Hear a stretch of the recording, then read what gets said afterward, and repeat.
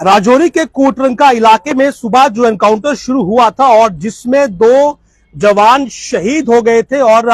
4 जवान जो थे वो जख्मी थे, उसमें एक और बड़ा अपडेट इस समय आया है कि 3 जो घायल जवान थे वो भी शहीद हो चुके हैं। ये बड़ा अनफॉर्चुनेट अपडेट है कि इस समय तक 5 जवानों की शहादत इस कोटरंका क्षेत्र में हुई है, जो कि एक जंगली इलाका है, डेंस फॉरेस्ट एरिया है। और ये जानकारी मिली थी कि बाटादूरिया में जिन आतंकियों ने सैन्य वाहन पर हमला किया था वो इस क्षेत्र में छुपे हुए हैं और नेचुरल हैबिटेट्स का सहारा लेकर वो अंदर ही हैं। और इसके बाद सिक्योरिटी फोर्सेस जो थे वो अंदर एडवांस हुए थे और ऐसा लग रहा था कि शायद वहां पर एक बड़ा एनकाउंटर होगा और आतंकियों को न्यूट्रलाइज किया जाएगा। लेकिन ये राजौरी पुंछ की मिस्ट्री कहीं ना कहीं और ज्यादा जटिल होती हुई दिख रही है, क्योंकि जो एक बार पहले हो चुका है, यानी कि हमने पहले भी यहां पर बहुत नुकसान उठाया है, वही नुकसान कोलैटरल डैमेज इस समय भी देखने को मिला है। कुल 5 जवानों की शहादत जो है वो इस कोटरंका क्षेत्र में हो चुकी है।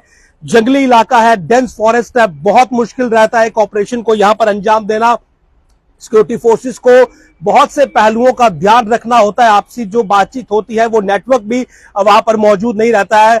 लाइट की बात करें तो दिन के समय भी उपयुक्त रोशनी जो है वो उस घने जंगल के अंदर नहीं रहती है, लेकिन आतंकी नेचुरल हैबिटेट्स में है और लंबे समय से वहां पर रह रहे हैं, तो जाहिर सी बात है उन्हें हर एक लोकेशन के बारे में जानकारी है और उसी का फायदा जो है वो आतंकी वहां पर उठाते हुए दिख रहे हैं। लेकिन जो नुकसान इस समय हमारा हो चुका है, अगर मैं उसकी बात करूं तो 5 जवानों की शहादत जो है वो अब तक इसमें हो चुकी है। जो जानकारी दी गई है उसके मुताबिक एक ऑफिसर भी है जो कि इसमें जख्मी है और फिलहाल इलाज के लिए उन्हें मेडिकल फैसिलिटी में शिफ्ट किया गया है। लेकिन 5 जवानों ने अपने जो सर्वोच्च बलिदान है वो यहां पर दिया है और पूरे एरिया पर जो नजर है वो बनाई रखी गई है। जो आखिरी इनपुट आया था उसके मुताबिक आतंकी अभी भी ट्रैप में है, लेकिन आतंकियों ने एक आईईडी वहां पर प्लांट किया जिसकी चपेट में हमारे जवान आ गए और इनिशियली 2 जवान जो थे वो शहीद हो गए, जबकि उस समय 4 जो थे वो जख्मी बताए गए थे, जिनमें से जो 3 है वो अब शहीद हो चुके हैं, यानी कि उनकी भी शहादत यहां पर हुई है। तो 5 मैं ये कहूंगा कि हमारे जवानों की शहादत अब तक इस पूरे आज के इस एनकाउंटर में हो चुकी है, जो कि एक दुखद अपडेट है, क्योंकि लगातार हमारे सिक्योरिटी फोर्सेस जो है वो इस क्षेत्र में एडवांस हो रही थी और यही उम्मीद थी कि यहाँ का जो एनकाउंटर है ये जल्दी समाप्त होगा। दूर दराज का ये राजौरी का क्षेत्र पड़ता है, जंगली इलाका है। पॉपुलेशन के हिसाब से बात करें तो बाहरी आउटर जो उसके सफेद है वहां पर है, लेकिन यहाँ पर काफी घना जंगल है और आतंकी इसी क्षेत्र में मूव करते हैं। खुद डीजीपी दिलबाग सिंह ये बात कंफर्म कर चुके हैं कि करीब 10 से 12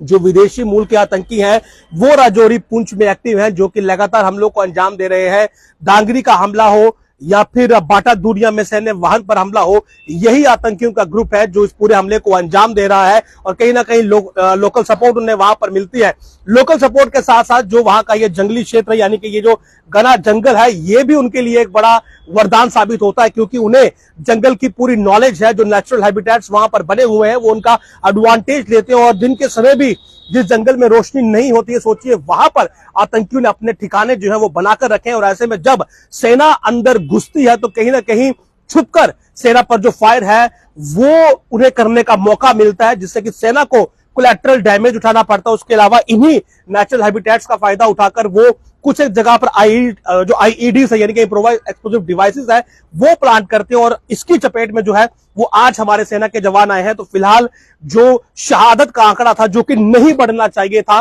वो बढ़ते बढ़ते अब 5 तक पहुंचा है। तो ये दुखद अपडेट है इस समय का। उम्मीद करेंगे कि जो कोई अभी जख्मी है वो सर्वाइव करे, लेकिन